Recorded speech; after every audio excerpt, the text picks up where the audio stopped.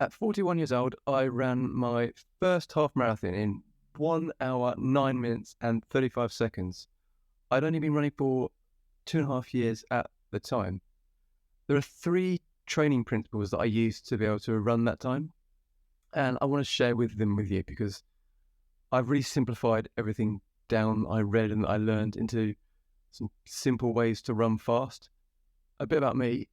My name's Patrick Martin, and in April this year, I ran the London Marathon in 2 hours, 24 minutes, and 31 seconds. I was 42 years old at the time, and I'd only been running for 3.5 years. I've decided my next goal should be to run a 2:20 marathon. So on this channel, I'm sharing with you my journey to that, my training, and any tips I've got, what I'm doing to get there. Right, so let's just get into the three main training principles that I use to run that 109 half marathon. As I say, I've made them as simple as I possibly can because I just like things to be simple. I'm going to go from the least important, I think, to the number one most important. And honestly, number one is so important. It's been so important for me in all of my training, not just for half marathons, but for everything. So stick around with that. Number three is there is not one specific workout that is going to make you run fast times. My opinion is that there are too many people searching for the magic workout that is going to make them run quickly when it just doesn't exist. In my training, I aim to get something out of every single run. Sometimes that might be small, but I aim to get something out of everything. I once heard an analogy about training in that it was like one of those old-fashioned phone books that you get that is really heavy and it's got lots of pages in, but when you open it up, the pages are really thin. They're made of that sort of thin paper, and that's what your training's like. Each run is one of those pages, one of those thin, flimsy pages. But when you put all those pages together, it turns into a really thick, heavy piece of work or overall fitness. So your training, your overall training is like a phone book, and each run is like one of those pages.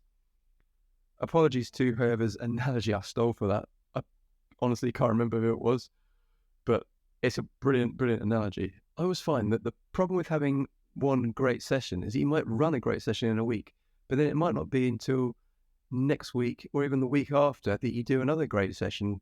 For whatever reason, you might be too tired, you might be too busy next week, the track might be busy, other things might be going on in your life, whatever. But if you consistently go out and every day you're running a decent run and trying to get whatever little you can out of it, sometimes even just going for a run is better than nothing. The curve of your running is going to go up. But if you're just focusing on a really good run, then a bit of a break or some smaller runs, and then another really good run, it's going to be a bit up and down, up and down. There's no consistency there. But I honestly feel like if you can forget those really hard workouts if you're just putting the consistency in, day out over a period of time. And unfortunately, there's no magic bullet. And yes, some people might be selling you this great workout that you need to do to run a fast half marathon, but it really isn't that. It's the simple things that work and the simple consistency that works. And that's what worked for me. Number two is don't train at your half marathon pace a lot. I'm going to jump onto my computer and my Strava account to show you my training before that first half marathon I did and how I didn't train much at half marathon pace. So we'll start with the 2 months before the race. You see, this is go from the 1st of January. So here's an easy pace run, 10 kilometers, 30 kilometers. This pretty much a steady pace run. Got the next day, steady pace run. Sorry, easy pace run, that one is. Another easy to steady pace run, 4th of January, 5th of January. Again, easy pace. And it keeps on going like this. All through January, we've just got easy, very easy there. Steady. In a steady pace runs, I would have thrown in a bits of very fast speed every now and again, maybe a minute or so of fast, or maybe getting faster towards the end. No speed at all in pretty much not a single session that was just focused on speed in January. And then we go to February, very much the same here.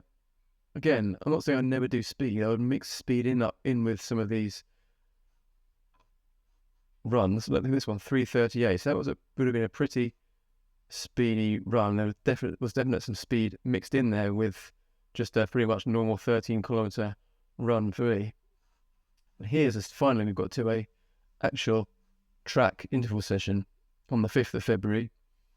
The average pace was 3:36. I know that would have been 10 times 1K in that session. There's a 10K race that I ran. So again, I ran a race to gain some speed.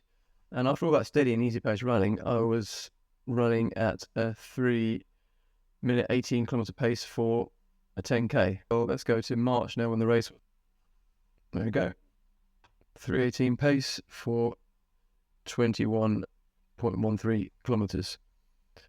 And that's after doing lots of easy and steady paces, as you can see. Not really touching much on the half marathon pace in the slightest in training. And something else to add in to this as well is that I didn't train at all in the October, November, and pretty much all apart from the last part of December because I had an injury and I couldn't cross-train at all. So I was out without doing any kind of training for pretty much 3 months before the 109 half marathon in March. So it shows how you can quickly make up your fitness in 2 and a bit months.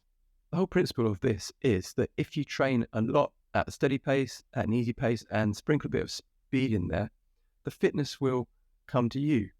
If you train at your half marathon pace or what you think your half marathon pace should be, you're going to overdo it and you're going to fatigue and you're going to get injured, most likely.